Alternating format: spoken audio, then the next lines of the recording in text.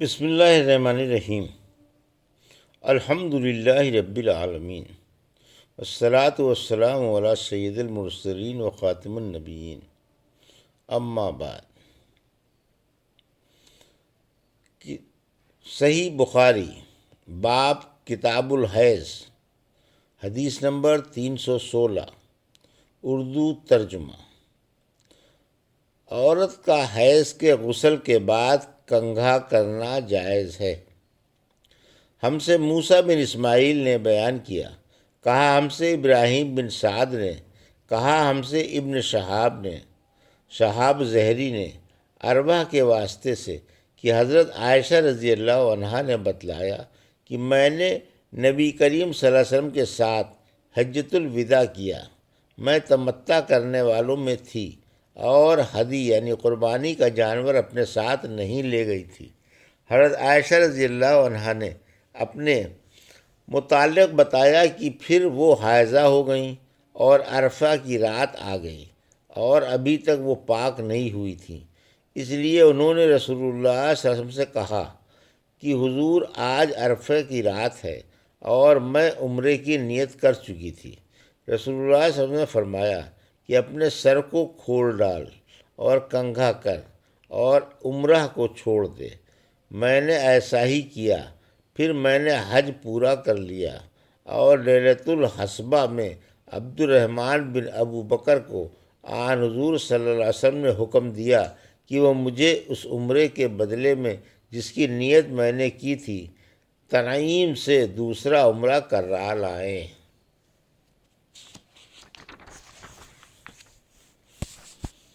حدیث نمبر 317، اردو ترجمہ۔ عورت کا حیض کے غسل کے بعد کنگھا کرنا جائز ہے۔ ہم سے عبید بن اسماعیل نے بیان کیا، انہوں نے کہا ہم سے ابو اسامہ حماد نے حشام بن عروہ کے واسطے سے بیان کیا، انہوں نے اپنے والد سے، انہوں نے عائشہ رضی اللہ عنہا سے کہ انہوں نے فرمایا ہم ذی الحجہ کا چاند دیکھتے ہی نکلے۔ رسول کریم صلی اللہ علیہ وسلم نے فرمایا کہ جس کا دل چاہے تو اسے عمرے کا احرام باندھ لینا چاہیے، کیونکہ اگر میں ہدی ساتھ نہ لاتا تو میں بھی عمرے کا احرام باندھتا۔ اس پر بعض صحابہ نے عمرے کا احرام باندھا اور بعض نے حج کا۔ میں بھی ان لوگوں میں سے تھی جنہوں نے عمرے کا احرام باندھا تھا، مگر عرفہ کا دن آ گیا اور میں حیض کی حالت میں تھی۔ میں نے نبی کریم صلی اللہ علیہ وسلم سے اس کے متعلق شکایت کی تو آپ صلی اللہ علیہ وسلم نے فرمایا کہ عمرہ چھوڑ اور اپنا سر کھول اور کنگھا کر اور حج کا احرام باندھ لے۔ میں نے ایسا ہی کیا، یہاں تک کہ جب حصبہ کی رات آئی تو رسول اللہ صلی اللہ علیہ وسلم نے میرے ساتھ میرے بھائی عبد الرحمن بن ابی بکر کو بھیجا۔ میں تنعیم گئی اور وہاں سے اپنے عمرے کے بدلے دوسرے عمرے کا احرام باندھا۔ حشام نے کہا کہ ان میں سے کسی بات کی وجہ سے بھی نہ ہدی واجب ہوئی اور نہ روزہ اور نہ صدقہ۔ تنعیم حد حرم کے قریب 3 میل دور ایک مقام کا نام ہے۔ حدیث نمبر 318، اللہ عز و جل کے قول مخلقتہ وغیرہ مخلقتہ، کامل خلقت اور ناقص خلقت کے بیان میں۔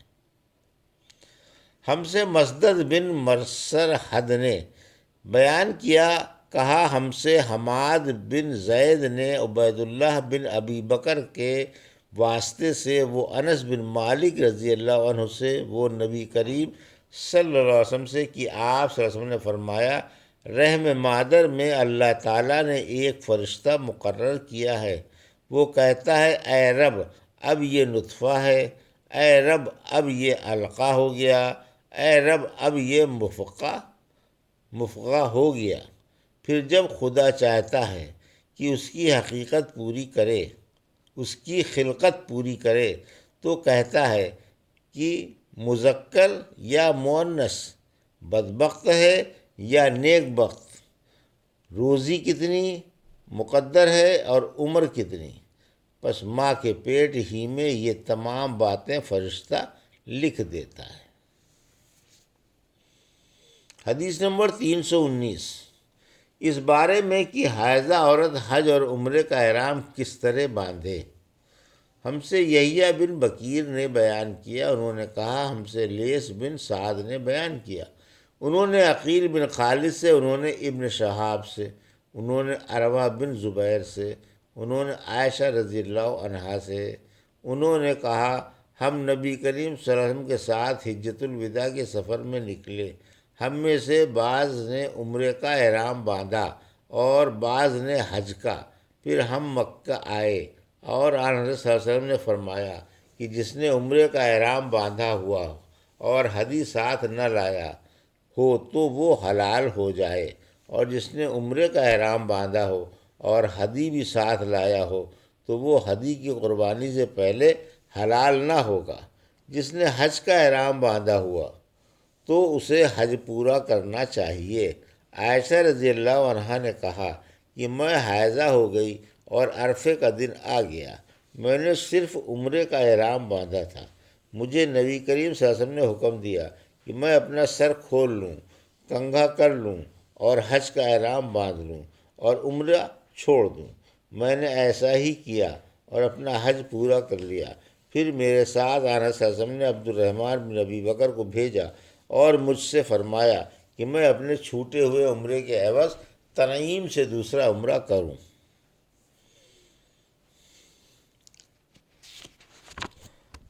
حدیث نمبر 320، اردو ترجمہ، اس بارے میں کہ حیض کا آنا اور اس کا ختم ہونا کیوں کرے۔ عورتیں حضرت عائشہ رضی اللہ عنہا کی خدمت میں ڈبیا بھیجتی تھیں جس میں کرسف ہوتا تھا، اس میں زردی ہوتی تھی۔ حضرت عائشہ رضی اللہ عنہا فرماتی ہیں کہ جلدی نہ کرو یہاں تک کہ صاف سفیدی دیکھ لو۔ اس سے ان کی مراد حیض سے پاکی ہوتی تھی۔ حضرت زید بن ثابت رضی اللہ عنہ کی صاحبزادی کو معلوم ہوا کہ عورتیں رات کی تاریکی میں چراغ منگا کر پاکی ہونے کو دیکھتی ہیں، تو آپ نے فرمایا کہ عورتیں ایسا نہیں کرتی تھیں۔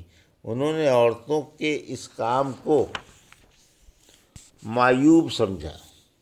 ہم سے عبداللہ بن محمد مسندی نے بیان کیا، ہم سے سفیان بن عینیہ نے حشام بن عروہ سے، وہ اپنے باپ سے، وہ حضرت عائشہ رضی اللہ عنہا سے کہ فاطمہ بنت ابی جیش کو استحاضہ کا خون آیا کرتا تھا، تو انہوں نے نبی کریم صلی اللہ علیہ وسلم سے اس کے متعلق پوچھا۔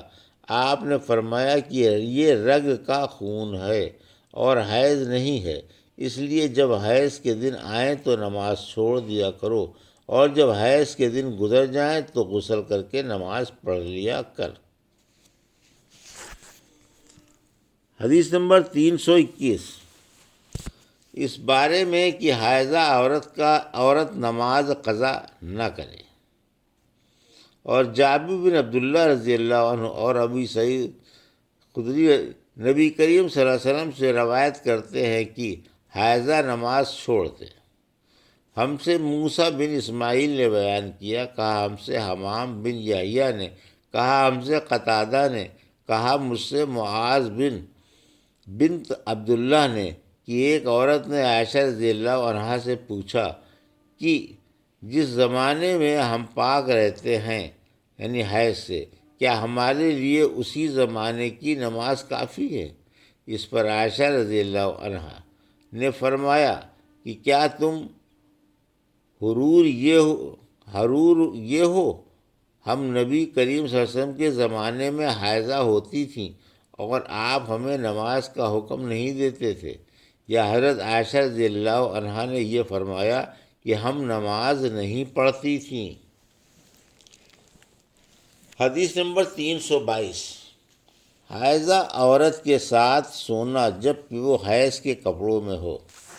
ہم سے سعد بن حفص نے بیان کیا، انہوں نے کہا ہم سے شیبان نحوی نے بیان کیا، انہوں نے یحییٰ بن ابی کثیر سے، انہوں نے ابو سلمہ سے، انہوں نے زینب بنت ابی سلمہ سے، انہوں نے بیان کیا کہ سلمہ رضی اللہ عنہا نے فرمایا کہ میں نبی کریم صلی اللہ علیہ وسلم کے ساتھ چادر میں لیٹی ہوئی تھی کہ مجھے حیض آ گیا، اس لیے میں چپکے سے نکل آئی اور اپنے حیض کے کپڑے پہن لیے۔ رسول کریم صلی اللہ علیہ وسلم نے فرمایا، کیا تمہیں حیض آ گیا ہے؟ میں نے کہا جی ہاں۔